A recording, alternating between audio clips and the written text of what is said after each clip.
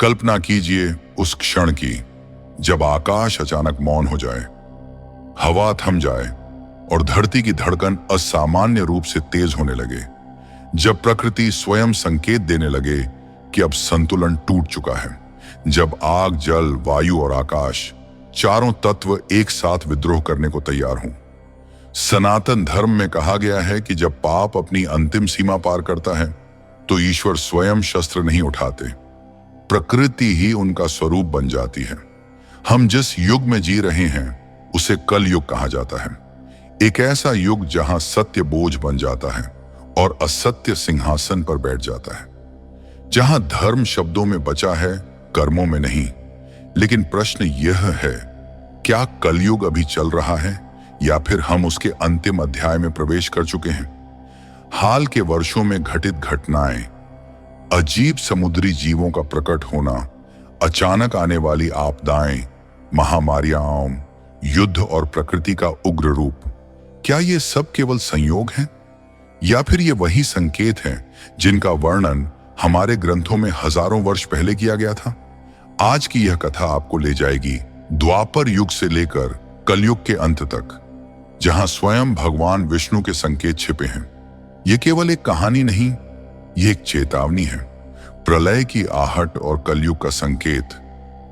प्रलय एक ऐसा समय जब सृष्टि अपने ही बोझ से टूटने लगती है, जब धरती के भीतर छिपी आग अपना धैर्य खो देती है और जमीन को चीरती हुई बाहर आ जाती है। आकाश में दरारें पड़ जाती हैं और जीवन, चाहे वह मनुष्य हो, पशु हो या वृक्ष, ऐसे मिट जाता है मानो कभी अस्तित्व में था ही नहीं। धरती फिर से उसी प्रारंभिक अवस्था में लौट जाती है, आग, धुएं और भाप से भरा एक निर्जीव गोला। लगभग हर धर्म, हर सभ्यता और हर संस्कृति में किसी न किसी रूप में इस अंतिम विनाश का वर्णन मिलता है। एक बात सभी में समान है, जब पाप अपनी सीमा लांघ जाता है तब प्रकृति स्वयं न्याय करती है। सनातन परंपरा में इस काल को कलयुग कहा गया है, एक ऐसा युग जहां अधर्म धीरे धीरे धर्म का मुखौटा पहन लेता है। लेकिन प्रश्न यही है, क्या हम सच में उस मोड़ पर खड़े हैं जहां कलयुग अपने अंतिम चरण में प्रवेश कर रहा है? 2025 में दक्षिण भारत के समुद्री तट पर मछुआरे रोज की तरह जाल डाल रहे थे, लेकिन उस दिन उनके जाल में जो फंसा उसने पूरे इलाके में सन्नाटा फैला दिया। लगभग 20 फीट लंबी, चांदी जैसी चमकती, रिबन के आकार की एक विचित्र मछली, उसकी आंखें गहरे समुद्र की तरह शून्य से भरी हुई थीं। वैज्ञानिकों ने उसे बस एक दुर्लभ समुद्री जीव बताया, लेकिन जापान की परंपराओं में यही जीव अर्थक्वेक फिश कहलाता है और भारतीय जापानी मान्यताओं में इसे विनाश का संदेशवाहक माना जाता है। यह मछली सामान्यतः समुद्र की सतह पर नहीं आती, ये वहां रहती है जहां रोशनी भी डरकर लौट जाती है, 1000 मीटर से भी अधिक गहराई में। तो फिर उसका अचानक सतह पर आना, क्या यह सिर्फ संयोग था?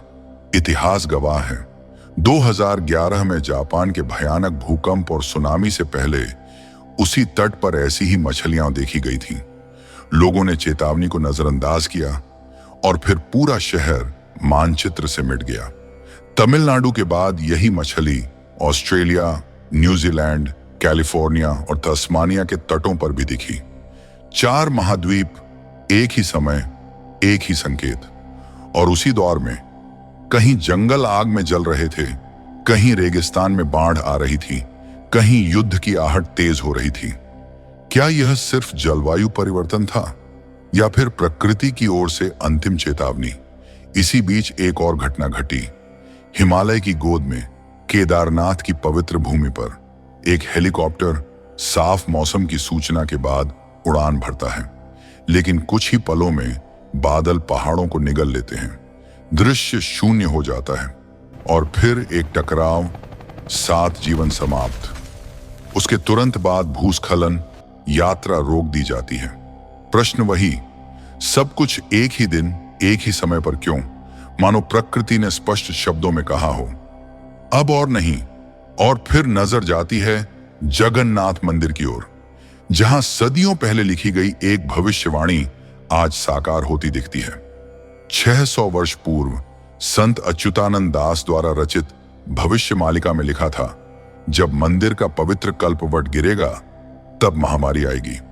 2019 में वह वृक्ष तूफान में गिरता है और कुछ ही समय बाद पूरी दुनिया एक महामारी में कैद हो जाती है। संयोग या संकेत? ध्वज पर बैठते गिद्ध, जिन्हें शास्त्र मृत्यु का वाहक कहते हैं, क्या वे भी कुछ कह रहे हैं? तो क्या वास्तव में भगवान विष्णु हमें आगाह कर रहे हैं? इसका उत्तर छिपा है द्वापर युग में, जहां स्वयं श्री कृष्ण ने कलयुग का चित्र पांडवों के सामने रखा था। घोर कलयुग, 7 सूर्य और महाप्रलय का रहस्य। द्वापर युग का अंत हो चुका था। कुरुक्षेत्र की भूमि अब शांत थी, लेकिन उस शांति में भी भविष्य की एक अनसुनी चीख छिपी हुई थी। हस्तिनापुर के सिंहासन पर धर्मराज युधिष्ठिर विराजमान थे, पर उनका मन भारी था। विजय के बाद भी उनके हृदय में चैन नहीं था। एक दिन अर्जुन ने उनसे पूछा, भ्राता, जब समस्त शत्रु पराजित हो चुके हैं तब यह चिंता कैसी? युधिष्ठिर ने गहरी सांस ली और बोले, अर्जुन, यह चिंता किसी शत्रु की नहीं, ये आने वाले युग की है। उन्होंने बताया कि द्वापर के बाद जो समय आएगा वह धर्म का नहीं, भ्रम का युग होगा।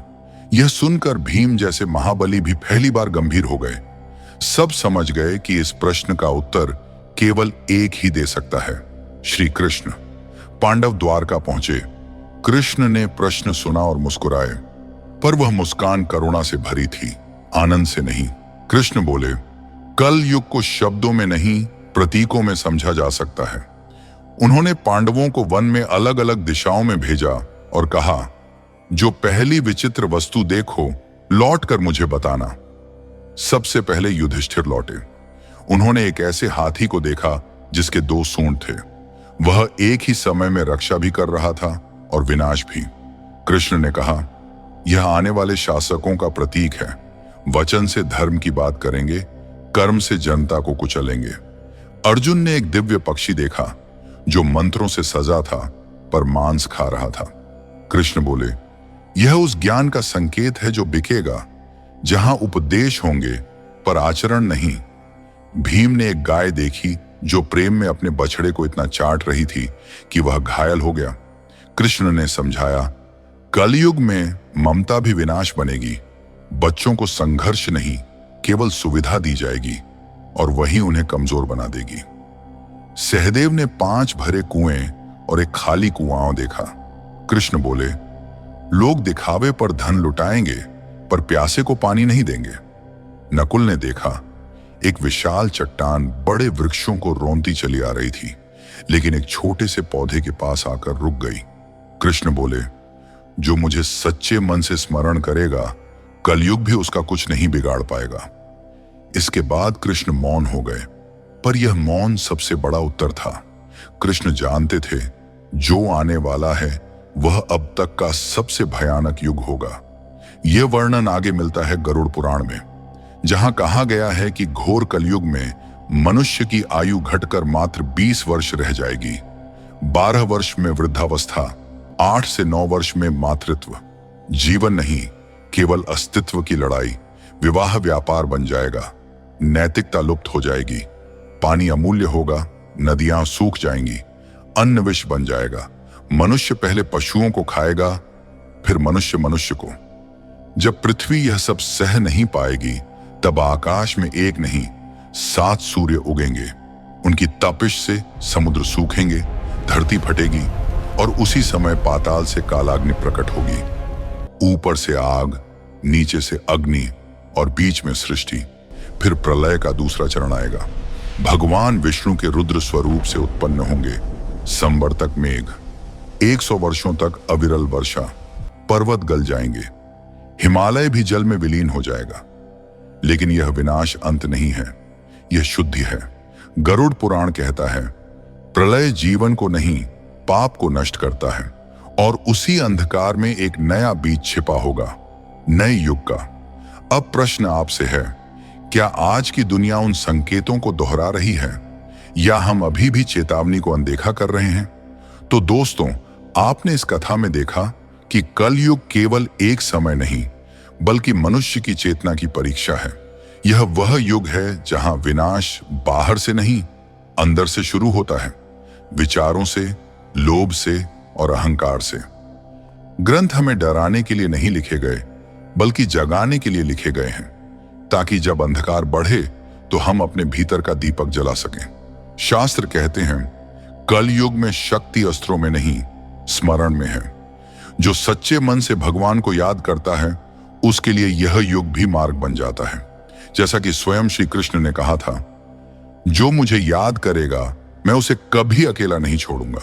अब यह आप पर निर्भर करता है, क्या आप इन संकेतों को केवल एक कहानी मानेंगे या इन्हें अपने जीवन का आईना बनाएंगे?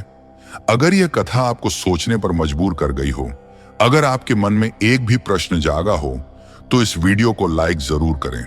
ऐसी ही रहस्यमयी, प्राचीन और चेतावनी से भरी कथाओं के लिए चैनल को सब्सक्राइब करें और कमेंट में लिखें जय श्री कृष्ण, क्योंकि अंत वही नहीं होता जहां सब मिटता है, अंत वह होता है जहां चेतना जागती है।